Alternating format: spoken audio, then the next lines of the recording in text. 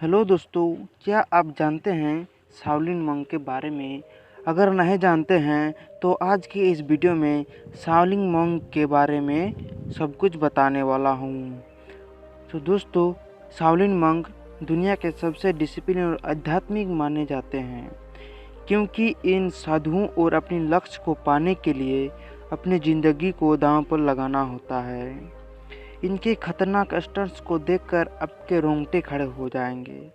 कभी कभी तो ये भाले की नोक पर खड़े हो जाते हैं, तो कभी कभी सिर के बल पर खड़े होकर अपने शरीर का संतुलन बनाए रखते हैं। इनका परीक्षण इतना कठिन होता है कि इनके बारे में जानकर वहाँ जाना ही नहीं चाहेंगे।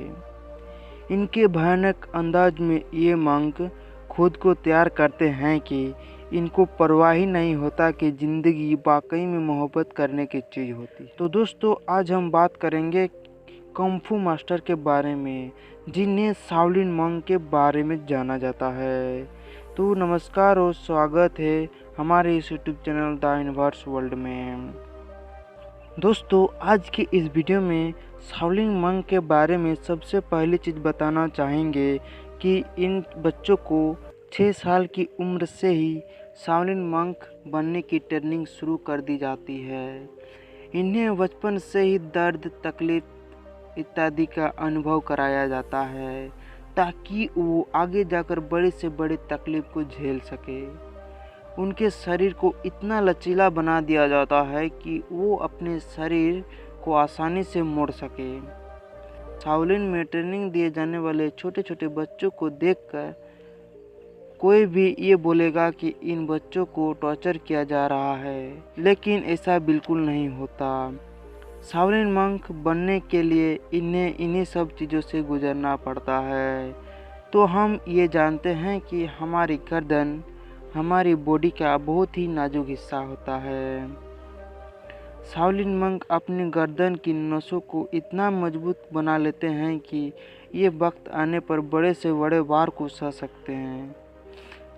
लेकिन कुछ मंक्स तो अपनी गर्दन को इतना स्ट्रांग बना लेते हैं कि अगर इनकी गर्दन पर लाठी से मारा जाए तो इन्हें कुछ नहीं होता, लेकिन लाठी ज़रूर टूट जाती है।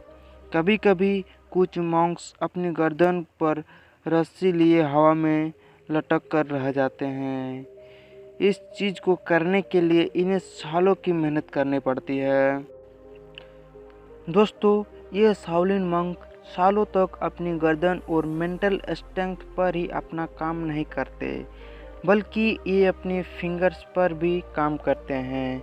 ये अपनी फिंगर को मजबूत करने के लिए तरह तरह के प्रैक्टिस भी करते हैं। दोस्तों, इनके इस टेक्निक को आयरन फिंगर, डायमंड फिंगर या फिर बुद्धास फिंगर से भी जाना जाता है, जिसमें ये अपनी उंगलियों को मजबूत बनाने के लिए तरह तरह की मूवमेंट की प्रैक्टिस करते रहते हैं। दोस्तों, ये मॉन्क्स अपनी उंगलियों के बल पर भी पुशअप करते हैं। उसके बाद ये मॉन्क्स कुछ एडवांस लेवल की चीज़ें करते हैं, जिसमें ये लोग अपनी उंगलियों से मोटे मोटे पेड़ पर इस तरह फोर्स करते हैं कि ये उन पेड़ों पर छेद कर देते हैं, और ये छेद छोटे मोटे नहीं होते। दोस्तों, ऐसे पेड़ शाओलिन टेम्पल में जगह जगह आपको देखने को मिलेगी। दोस्तों, शाओलिन मंक के द्वारा की गई सारी चीज़ें काफ़ी आकर्षक होती है, क्योंकि उनका बॉडी और दिमाग इस लेवल पर ट्रेंड हो चुका है कि वो ऐसी ऐसी चीज़ें करके दिखा देते हैं जो हम जैसे लोगों को असंभव लगती है।